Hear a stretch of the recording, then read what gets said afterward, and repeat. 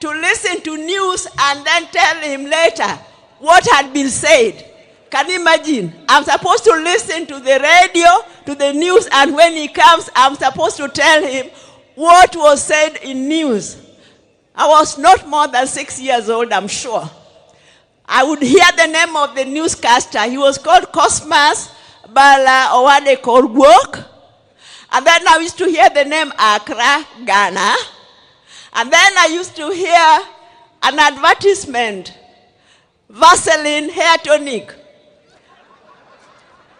But my English was poor. So when he came, I would only tell him those things. But then I would say, Vaseline hair tonic instead of Vaseline hair tonic. And then Uburu will tell you maybe how Raila was strong-headed. In school, there was a rule that when you are caned by the teacher, you were supposed to get up, salute, and say, thank you, teacher, which he refused to do. Every time he would get up, walk away, saying things about the teacher, maybe just mumbling, and the teacher would call him back, cane him again, until the teacher gave up. Maybe Uburu will tell you more. Then,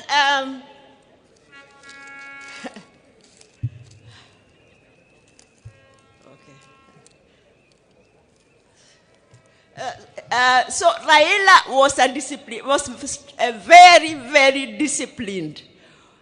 When he was a lecturer at the University of Nairobi, and also later when he was a director with Kenya Bureau of Standards, staying in his house was a nightmare. He would wake us up at 4 a.m. No matter what time he went to sleep, there would be a commotion. He's already going to take his morning jog, and maybe take the dog also for jogging.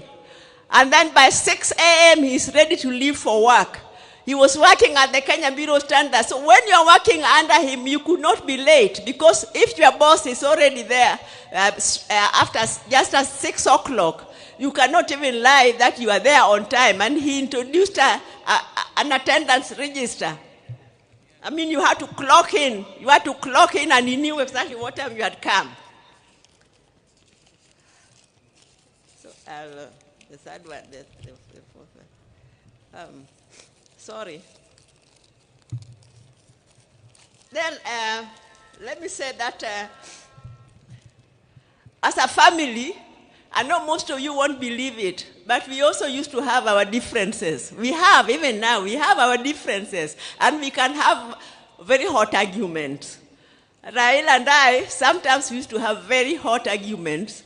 You'll see that when he's telling us, he's trying to explain some of even his political moves, he'll be looking at me, because he knows me, I would not spare him. I used to tell him whether he wanted to hear it or not. So one time he came to my house, and then we were having a hot argument until my maid thought we were going to exchange fists.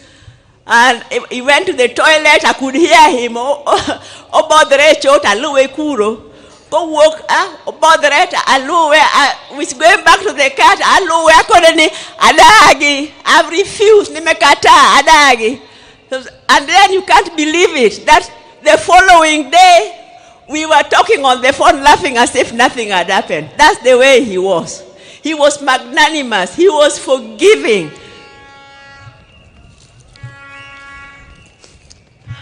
So what I want to say is, because I know the overwhelming love that Raila was received, many, he is very happy. But Raila, because he was so compassionate, I'm sure the only thing that is making him unhappy is that some of the people who came to receive him back got hurt by our security organs.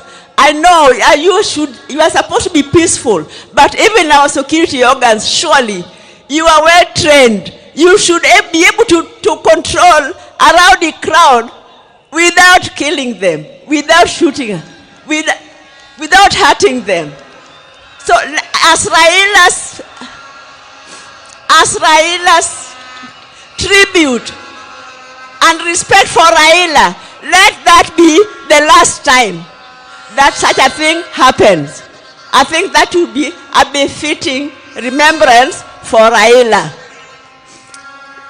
let me just say that there are few people. Ogeta, Morris, your father, you were behind him. Even at the last minute, the last talk, the last jog, the last step he took, you were behind him. Winnie Chogo, thank you very much for being with your dad when he was sick. As for Adhiambo Nyakamami, Ruth, I don't know what to tell you. You know, we planned with you together that you should rush to India and take care of Raila, and you are updating me every day, several times a day, and even that last day, when you told me he had collapsed, you kept on calling me. I was the first person you called until the last minute when you called, and now you are just crying. You did not talk, you are crying. So the two of us, we just wept. We wept for the second last son of our mother, Mary. Now, Workomolo Ndugu, Oburu, you have been guiding us very well as a father. Please, I know that is your best friend and he has gone, but you please continue keeping us together as a family. Mama Ida, you are a strong lady and you have a beautiful family. Please continue putting us all together. I think that Odonga Tieko. Thank you very much.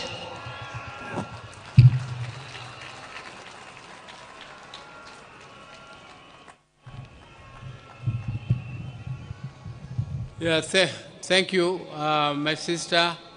I now want to take this opportunity